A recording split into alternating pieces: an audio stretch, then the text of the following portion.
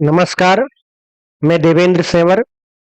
हम पिछली क्लास से भारत की संविधान सभा और संविधान निर्माण के संबंध में पढ़ रहे हैं। आपने अगर पिछली क्लास नहीं देखी है तो पिछली क्लास जरूर पहले देख लीजिए ताकि आपको ये क्लास अच्छी तरीके से समझ में आएगी। आप अगर किसी भी भर्ती परीक्षा की तैयारी कर रहे हैं और उसमें भारत का संविधान और राज्य व्यवस्था से संबंधित अगर टॉपिक है तो आप मुझसे जुड़िए। मैं आपको बहुत अच्छी तरीके से नए पैटर्न के अनुसार जिस स्तर के सवाल पूछे जा रहे हैं उस गहराई के स्तर तक जाकर मैं आपको भारत का संविधान और राज्य व्यवस्था के टॉपिक जो है आपको करवाने जा रहा हूं। तो आपको निश्चित रूप से इसका फायदा होगा। आजकल हर भर्ती परीक्षा में छोटी से लेकर बड़ी तक भारत के संविधान और राज्य जो सवाल आते हैं वो काफी डीप सवाल पूछे जा रहे हैं। तो उसी को देखते हुए मैंने जो मैटर का जो संकलन किया है वो काफी गहरे स्तर को छू रहा है। ठीक है, तो निश्चित रूप से आपको इसमें फायदा होगा। और अगर आपका कोई भी मित्र या रिश्तेदार भर्ती परीक्षाओं की तैयारी कर रहे हैं तो उनको भी ये वीडियो आप जरूर शेयर करें और आनंद के साथ पढ़ें। तो हम देखते हैं, हम पढ़ रहे थे भारत की संविधान सभा और संविधान का निर्माण। ठीक है, तो पिछली क्लास में हमने काफी कुछ संविधान सभा के बारे में पढ़ा है। आप पीछे जाकर वीडियो देख सकते हैं। और अब हम पढ़ रहे हैं कि जो संविधान सभा थी, उसने भारत की संविधान सभा ने संविधान का निर्माण किया।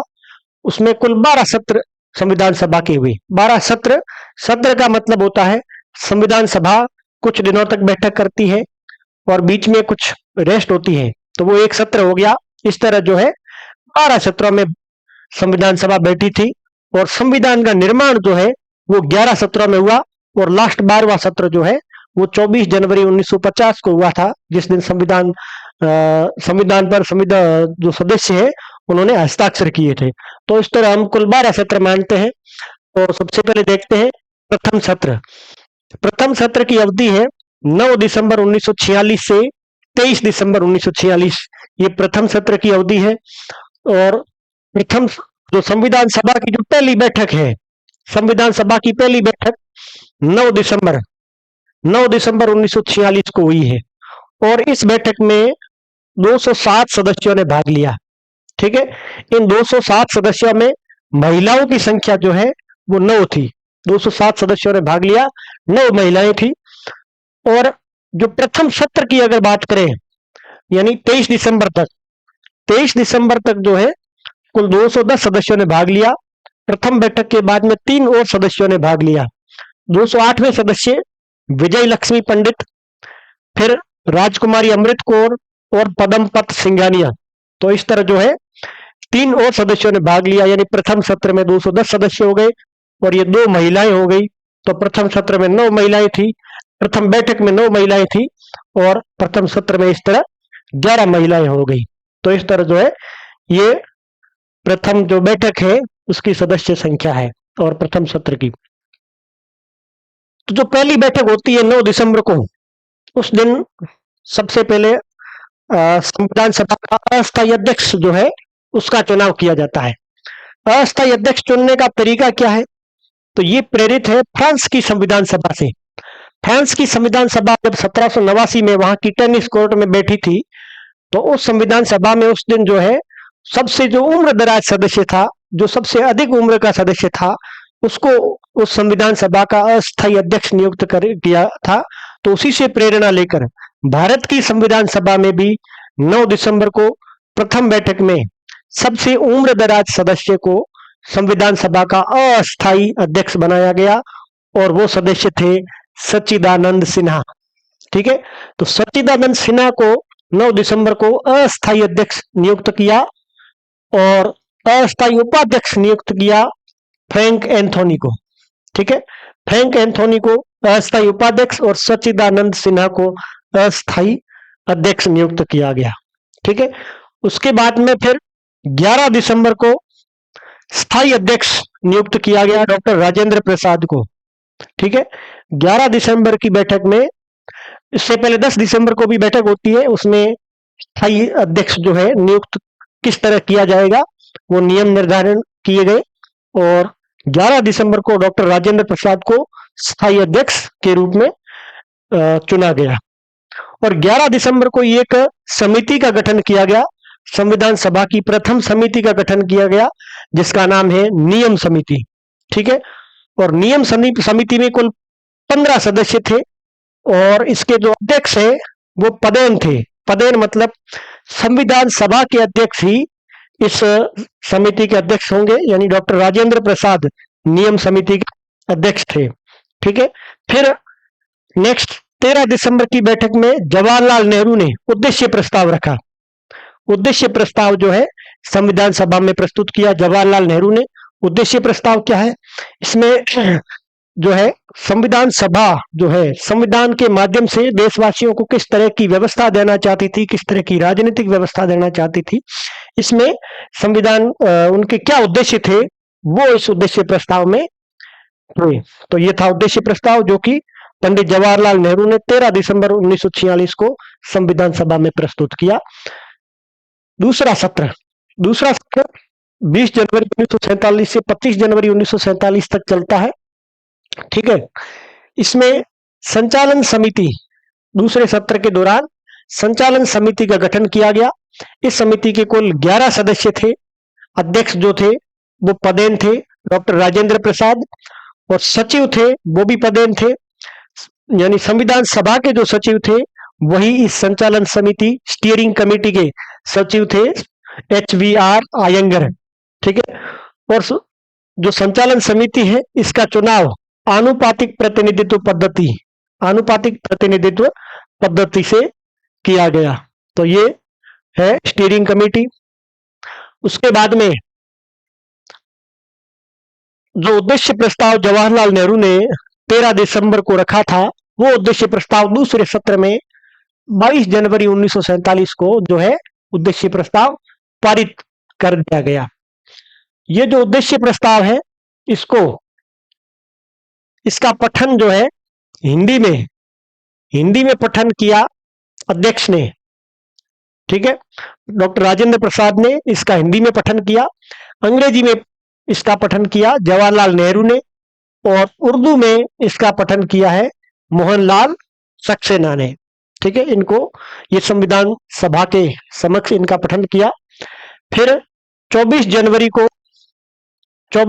1947 दूसरे सत्र में उपाध्यक्ष, संविधान सभा का उपाध्यक्ष नियुक्त किया गया HC मुखर्जी। HC मुखर्जी जो है ये हिंदुस्तानी ईसाई। ठीक है, तो ये इनको संविधान सभा का उपाध्यक्ष नियुक्त किया गया।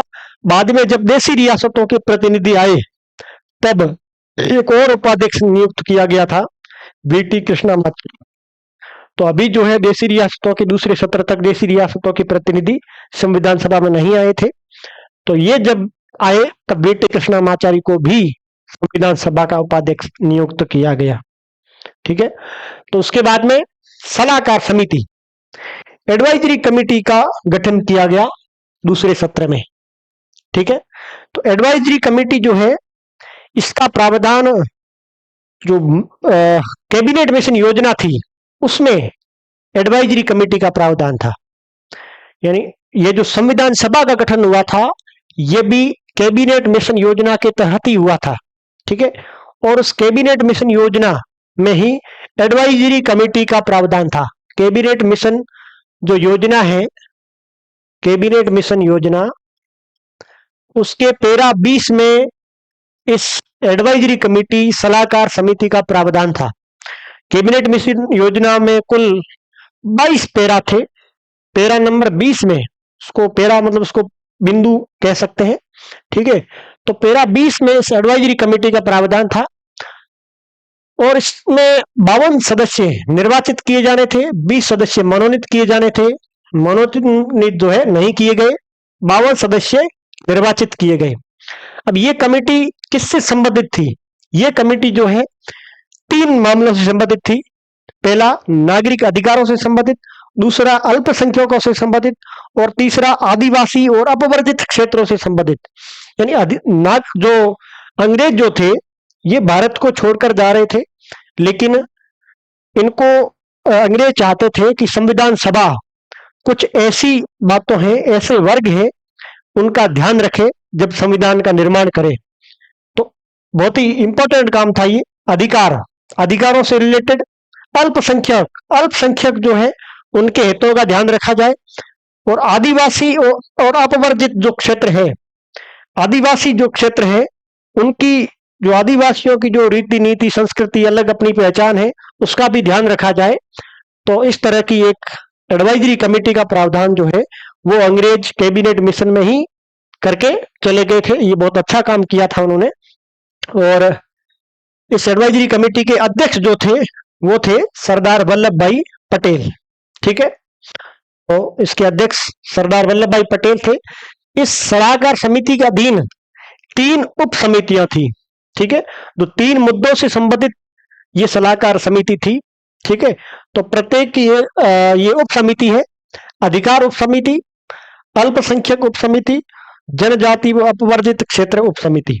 ठीक है, अधिकार उप समिति जो है इसके अध्यक्ष थे जेबी कृपलानी। अल्पसंख्यक उप समिति के अध्यक्ष थे एच.सी. मुखर्जी।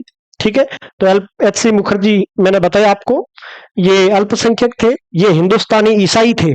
ठीक है, तो ये अल्पसंख्यक उप समिति के अध्यक्ष थे। जनजाति व अपवर्जित क्षेत्र उप समिति, ये जनजाति व अपवर्जित क्षेत्र से संबंधित 2 उप समितियां थी।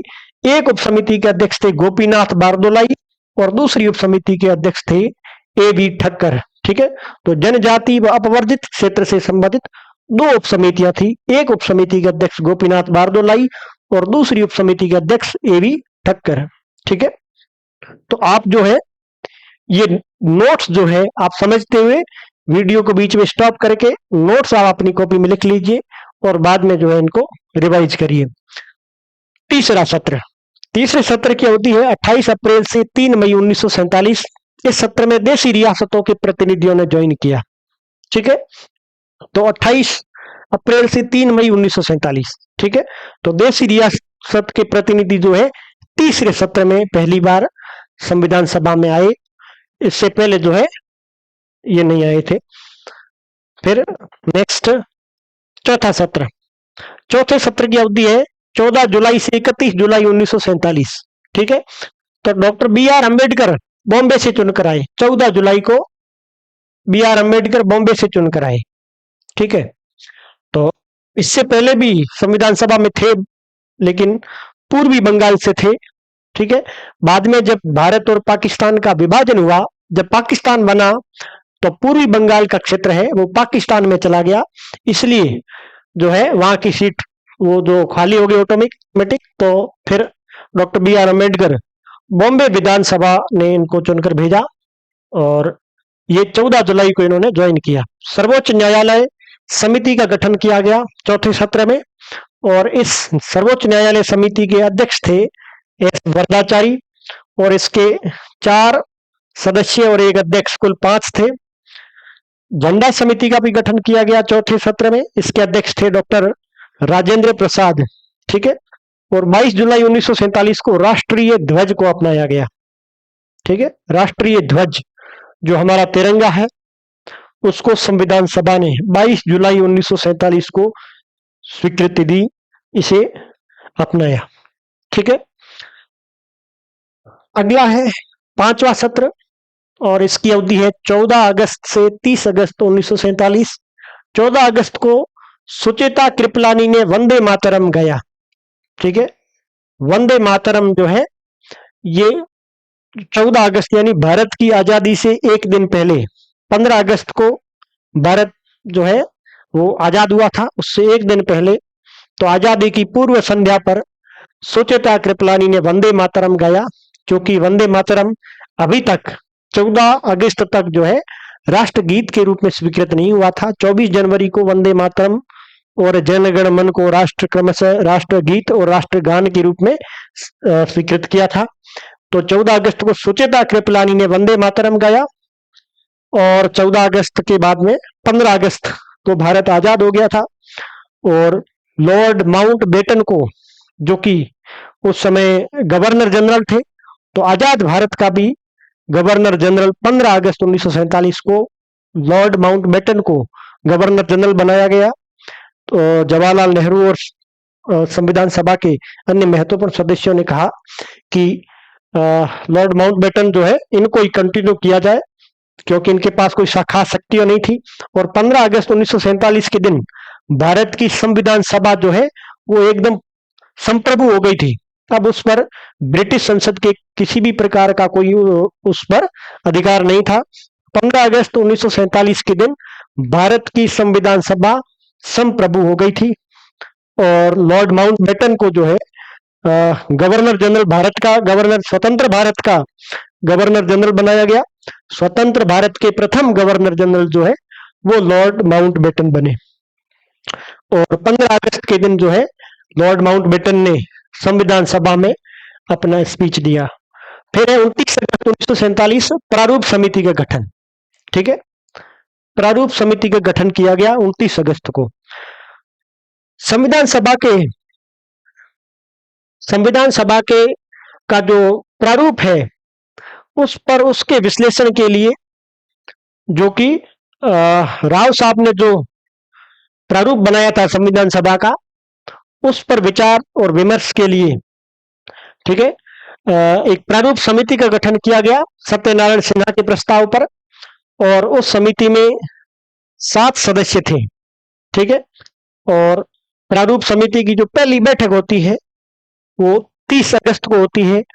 29 अगस्त को प्रारूप समिति का गठन होता है, 30 अगस्त को प्रारूप समिति की बैठक होती है। और उस बैठक में इस समिति ने डॉक्टर बी आर अम्बेडकर को, यानी अपने सदस्यों में से ही सदस्य नहीं मिलकर डॉक्टर बी आर अम्बेडकर जो को है वो प्रारूप समिति का अध्यक्ष नियुक्त किया। ठीक है, फिर प्रारूप समिति के सदस्य, ठीक है, तो ये प्रारूप समिति के 7 सदस्य थे। अल्लादी कृष्णा स्वामी अय्यर, यानी ए के अय्यर, इसको शॉर्ट फॉर्म में कहते हैं, गोपाला स्वामी अयंगर, मोहम्मद सादुल्लाह, बी एल मित्तर। इनकी जो है इन्होंने स्वास्थ्य कारणों से त्याग पत्र दे दिया था और इनकी जगह पर ये एन माधव राव, इन्होंने इनकी बी एल मित्तर की जगह ली। फिर है डीपी खेतान, इनकी भी मृत्यु हो गई थी और इनकी मृत्यु के बाद में टीटी कृष्णामाचारी, इनको डीपी खेतान की जगह सदस्य बनाया गया। फिर के एम मुंशी और डॉक्टर बी आर अम्बेडकर। ठीक है, तो ये जो है प्रारूप समिति थी। इसका बहुत ही सबसे महत्वपूर्ण काम था प्रारूप समिति का। और जो प्रारूप इस प्रारूप समिति ने बनाया उसे जो है संविधान सभा ने अपने संशोधन उसमें प्रस्तुत किए और फिर जो है उन संशोधनों को मिला करके फाइनल प्रारूप जो है तय किया गया। और इस तरह जो है विभिन्न समितियों की जो रिपोर्ट है उनको देखते हुए और संशोधनों को शामिल करते हुए जो है फाइनल प्रारूप तैयार किया गया और उसे बाद में 26 नवंबर को स्वीकृत किया गया। ठीक है, तो आगे देखते हैं छठा सत्र, जो कि 27 जनवरी 1948 को, ठीक है, ये एक दिन का ही सत्र था। 27 जनवरी 1948 इस दिन 2 प्रांतों की संविधान सभा के लिए सीटें बढ़ाई गई। ठीक है, संविधान सभा में 2 प्रांतों की सीटें बढ़ाई गई। ये 2 प्रांत थे पंजाब और पश्चिम बंगाल।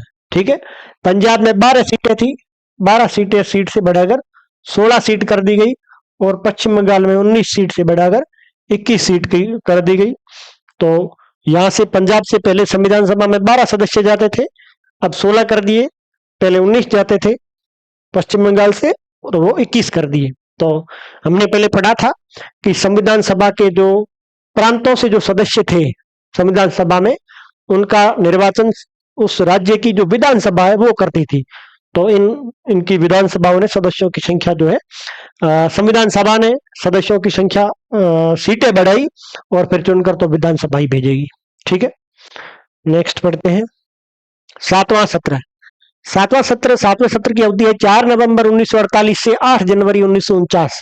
4 नवंबर 1948 संविधान सभा का प्रारूप संविधान सभा में प्रस्तुत किया गया।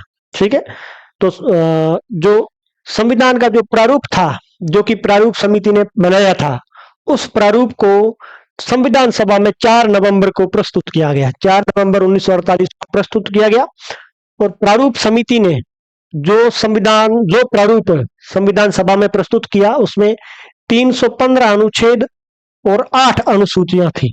ठीक है, इस प्रारूप और प्राप्त संशोधनों पर विचार करने के लिए A.K. अय्यर की अध्यक्षता में एक विशेष समिति का गठन किया गया। ठीक है, तो 4 नवंबर को प्रारूप समिति ने एक जो प्रारूप बनाया था वो संविधान सभा में प्रस्तुत किया। प्रारूप समिति द्वारा बनाए गए इस प्रारूप पर मंथन करने के लिए एक और समिति, एक विशेष समिति का गठन किया गया और उस समिति के अध्यक्ष थे A.K. अय्यर। ठीक है, आगे देखते हैं। हाँ, तो मत्स्य संघ से ये जो हमारे सत्र चल रहा है 7वां, ठीक है, तो मत्स्य संघ से 2 प्रतिनिधि संविधान सभा में भेजे गए। ठीक है, तो इस समय मत्स्य संघ एक प्रांत बन चुका था। ठीक है, पहले जो रियासतें थी अलवर, भरतपुर, धौलपुर, करौली, पहले इन रियासतों से जो है सदस्य जाते थे। अब ये एक प्रांत बन गया था। जिस तरह जो है पश्चिम बंगाल है, ये प्रांत थे पहले, उस हिसाब से अब एक मत्स्य संघ एक प्रांत बन गया था और इस प्रांत से 2 सदस्यों को संविधान सभा में भेजा गया, रामचंद्र उपाध्याय और राज बहादुर। ठीक है, और संयुक्त राजस्थान ये भी एक और प्रांत बन गया था, संयुक्त राजस्थान से 4 प्रतिनिधि संविधान सभा में भेजे गए, बलवंत सिंह मेहता, माणिक्यलाल वर्मा, गोकुल लाल असावा और कर्नल दलेल सिंह। ठीक है, तो ये संयुक्त राजस्थान से 4 प्रतिनिधि संविधान सभा में भेजे गए। त्रावणकोर रियासत से एनी मेस्करीन संविधान सभा में की सदस्यता ग्रहण की। ठीक है, इस सत्र में एनी मेस्करीन जो कि त्रावणकोर रियासत से थी, इसने संविधान सभा में कार्य ग्रहण किया। रियासतों से एकमात्र महिला। ठीक है, रियासतों से जितने भी सदस्य थे उनमें केवल एक ही महिला थी और वो थी एनी मेस्करीन। नेक्स्ट है 8वां सत्र। 8वें सत्र की अवधि है 16 मई से 16 जून 1949 निर्णय किया गया कि भारत राष्ट्रमंडल का सदस्य बना रहेगा। ठीक है, भारत राष्ट्रमंडल का सदस्य था और संविधान सभा ने राष्ट्रमंडल की सदस्यता को जो है कंटिन्यू किया, भारत की राष्ट्रमंडल की सदस्यता को। 16 जून 1949 जम्मू कश्मीर रियासत के प्रतिनिधि संविधान सभा में शामिल हुए। जम्मू कश्मीर जो रियासत है उसके 4 प्रतिनिधि 16 जून 1949 को संविधान सभा में शामिल हुए। शेख अब्दुल्ला। ठीक है, तो शेख अब्दुल्ला जो है वो बहुत ही महत्वपूर्ण व्यक्ति है। शेख अब्दुल्ला के बेटे फारूक अब्दुल्ला। ठीक है, फारूक अब्दुल्ला के बेटे उमर अब्दुल्ला। ये जो उमर अब्दुल्ला है ये वर्तमान में जम्मू कश्मीर के सीएम है। ठीक है, तो शेख अब्दुल्ला ये संविधान सभा में जम्मू कश्मीर के प्रतिनिधि शेख अब्दुल्ला, मौलाना मोहम्मद मसूदी, अफजल बेग और मोतीराम बागेड़ा। ठीक है, ये जम्मू कश्मीर के प्रतिनिधि जिन्होंने 16 जून 1949 को संविधान सभा में ज्वाइन किया संविधान सभा को। नेक्स्ट है 9वां सत्र। अवधि है 30 जुलाई 1949 से 18 सितंबर 1949। ब्रिटेन स्थित प्रिवी काउंसिल के क्षेत्राधिकार को समाप्त कर दिया गया 17 सितंबर 1949 को। तो प्रिवी काउंसिल जो है ये ब्रिटेन में थी। भारत में जो संघीय न्यायालय था जिसकी स्थापना 1937 में की गई थी, उससे पहले भारत में जो हाई कोर्ट थे मद्रास, बंबई और कलकत्ता। ठीक है, तो ये जो भारत के जो कोर्ट्स है जैसे संघीय न्यायालय है, उसकी अपील जो है अगर करनी हो तो वो लंदन में स्थित इस प्रिवी काउंसिल में होती थी। ठीक है, तो वो ये भारत का सर्वोच्च जो है अपीली अदालत थी। अब चूंकि भारत आजाद हो चुका था और ये बात है 1949 की। ठीक है, और प्रिवी काउंसिल जो है उसका क्षेत्राधिकार अब भारत में होना, ठीक है, तो ये कोई उचित बात नहीं थी, इसलिए प्रिवी काउंसिल के क्षेत्राधिकार को जो है समाप्त कर दिया गया 17 सितंबर 1949 को, और वो एक एक्ट के माध्यम से किया गया, abolition of privy council jurisdiction act 1949। ठीक है, तो इस एक्ट के तहत ब्रिटेन स्थित जो लंदन में प्रिवी काउंसिल थी उसके अधिकार क्षेत्र को समाप्त कर दिया गया भारत में। 14 सितंबर 1949 इस सत्र में 14 सितंबर 1949 को हिंदी को राजभाषा का दर्जा दिया गया। हिंदी को राजभाषा का दर्जा दिया गया और वो मुंशी आयंगर फॉर्मूले के अंतर्गत था। ठीक है, नेक्स्ट है 10वां सत्र। 10वें सत्र की अवधि है 6 अक्टूबर 1949 से 17 अक्टूबर 1949। ठीक है, प्रस्तावना को अंतिम रूप दिया गया। जो इस सत्र में 10वें सत्र में जो संविधान की प्रस्तावना है उसको अंतिम रूप दिया गया। फिर 11वां सत्र, इसकी अवधि है 14 नवंबर से 26 नवंबर 1949। संविधान पर तृतीय वाचन हुआ। ठीक है, तो किसी भी जो एक्ट है उसको बनने में 3 वाचन होते हैं। पहला वाचन होता है कि उसका विधेयक का प्रस्तुतिकरण होता है। ठीक है, उसमें सभी सदस्यों को प्रतियां बांटी जाती है, तो वो होता है प्रथम वाचन। दूसरे वाचन में उस विधेयक के या या संविधान सभा के मामले में प्रारूप के प्रत्येक जो खंड है उस पर विस्तृत चर्चा होती है, वाद विवाद होते हैं और संशोधन प्रस्तुत किए जाते हैं। ठीक है, तो इस तरह जो है दूसरा जो वाचन होता है वो सबसे इंपॉर्टेंट होता है। और यहां पर जो है 10वें सत्र में तीसरा वाचन जो है वो 14 नवंबर से 26 नवंबर के बीच में तीसरा वाचन हुआ। तीसरे वाचन में जो प्रारूप या जो विधेयक होता है उसकी स्वीकृति जो है वो दी जाती है, उसको स्वीकृत किया जाता है या नहीं किया जाता है, ये तीसरे सत्र में होता है, तीसरे वाचन में होता है। ठीक है, 26 नवंबर 1949 को संविधान स्वीकार कर लिया गया। ठीक है, इसको जो है अधिनियमित आत्म अर्पित कर लिया गया। संविधान को, भारत के संविधान को 26 नवंबर 1949 को स्वीकार कर लिया गया। इस तरह 11 सत्रों में भारत के संविधान का निर्माण पूरा हो चुका था। और 12वां सत्र जो है वो 24 जनवरी को एक दिन की बैठक थी। 12वें सत्र जिसको हम कहते हैं 12वां सत्र 24 जनवरी 1950 2 सदस्यों ने सदस्यता ग्रहण की। तो संविधान सभा की अंतिम बैठक तक संविधान सभा के सदस्य आ रहे हैं और कार्य ग्रहण कर रहे हैं, सदस्यता ग्रहण कर रहे हैं। ठीक है, तो जो 24 जनवरी 1950 को अंतिम बैठक में जो जिन सदस्यों ने कार्य ग्रहण जो सदस्यता ग्रहण की वो है रत्नपा भरमपा कुमार बंबई और वाईएस परमार हिमाचल प्रदेश। ठीक है, इन अंतिम दिन भी इन 2 सदस्यों ने सदस्यता ग्रहण की। इस बैठक में 284 सदस्यों ने हस्ताक्षर किए।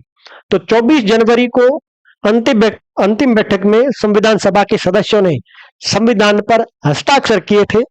उस दिन 285 सदस्य उपस्थित थे। संविधान सभा की अंतिम बैठक यानी 24 जनवरी 1950 को 285 सदस्य उपस्थित थे, लेकिन 284 सदस्यों ने ही संविधान पर हस्ताक्षर किए। एक सदस्य थे हसरत मोहानी। हसरत मोहानी ने संविधान पर हस्ताक्षर करने से मना कर दिया। तो 285 सदस्य संविधान सभा में उपस्थित थे अंतिम बैठक में, लेकिन 284 सदस्यों ने ही इस पर हस्ताक्षर किया। ठीक है, अब जो है और भी क्या काम हुए। जनगण मन 24 जनवरी के दिन 24 जनवरी 1950 को जन गण मन को राष्ट्रगान के रूप में स्वीकार किया गया और वंदे मातरम को राष्ट्रगीत के रूप में स्वीकार किया गया और डॉक्टर राजेंद्र प्रसाद को राष्ट्रपति के रूप में निर्वाचित किया गया। ठीक है, ये जो है बहुत ही महत्वपूर्ण काम इस अंतिम बैठक में हुए। ठीक है, और कुछ महत्वपूर्ण तथ्य है संविधान के संबंध में। मूल संविधान में 395 अनुच्छेद थे, 8 अनुसूचियां और 22 भाग थे। ठीक है, और संविधान को बनाने में ये इतने रुपए खर्च हुए हैं 63,96,729। संविधान सभा में महिलाओं की संख्या जो है वो 15 थी और अंतिम बैठक में महिलाएं 24 जनवरी को जिन्होंने हस्ताक्षर किए थे वो थी 8। ठीक है, प्रेम बिहारी नारायण रायजादा, इन्होंने संविधान को अपने हाथ से लिखा और अंत में अपने दादा राम प्रसाद का नाम लिखा। तो ये जो प्रेम बिहारी नारायण रायजादा है, इन्होंने अंग्रेजी में संविधान को अपने हाथ से लिखा, कर्सिव में, कर्सिव जो है राइटिंग उसमें, और इन्होंने संविधान को लिखने के लिए एक भी पैसा नहीं लिया। और जवाहरलाल नेहरू आदि इनको बोला कि मैं एक भी रुपया नहीं लूंगा, लेकिन अंत में जो है मेरे दादा का नाम लिखूंगा, तो ये जो इन्होंने शर्त रखी थी, इन्होंने एक भी पैसा नहीं लिया और बिना किसी त्रुटि के इतने बड़े संविधान को अपने हाथ से लिखने का काम किया प्रेम नारायण राय जादा ने। ठीक है, नेक्स्ट है हसरत मोहानी। तो हसरत मोहानी वही जिन्होंने संविधान सभा की अंतिम बैठक में उपस्थित होते हुए भी उस पर हस्ताक्षर नहीं किए संविधान पर। इन्होंने धारा 370 का विरोध किया था। धारा 370 जो कि संविधान की सबसे विवादित जो है आर्टिकल था, और उस आर्टिकल का संविधान निर्माण के दौरान ही इस शख्स ने, हसरत मोहानी ने, विरोध किया था। और हालांकि इसे, इस धारा का जो विवादित हिस्सा था उसको वर्तमान में हटा दिया गया है, उसके प्रभाव को समाप्त कर दिया गया है। संविधान पर चित्रकारी, संविधान पर चित्रकारी का कार्य जो है नंदलाल बोस के नेतृत्व में उनकी टीम ने किया। ग्रेनविल ऑस्टिन, ये एक विद्वान थे, ने कहा भारत के संविधान को 4 लोगों ने बनाया।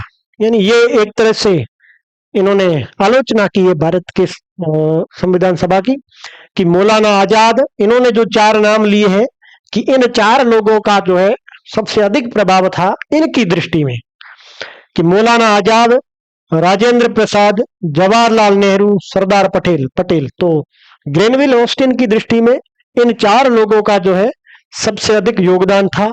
ठीक है, तो ये जो है हमारा टॉपिक भारत का संविधान, भारत की संविधान सभा और संविधान का निर्माण, ये जो है समाप्त होता है। आप जो है इन नोट्स को अच्छी तरीके से लिखिए और फिर इनका रिवाइज कीजिए और हमारे साथ लगातार जुड़े रहिए। Thank you.